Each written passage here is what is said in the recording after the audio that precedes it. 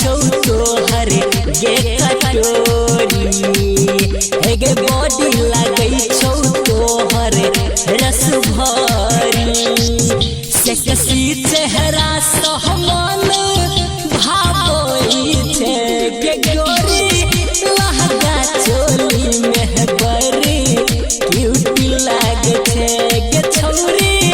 लहंगा चोली में ब्यूटी फूल लागे छे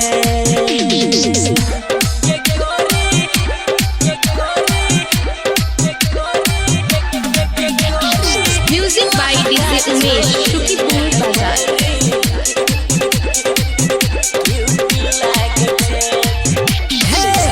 कौन क्लास में तू पढ़ै छे गे इंग्लिश बाजै छे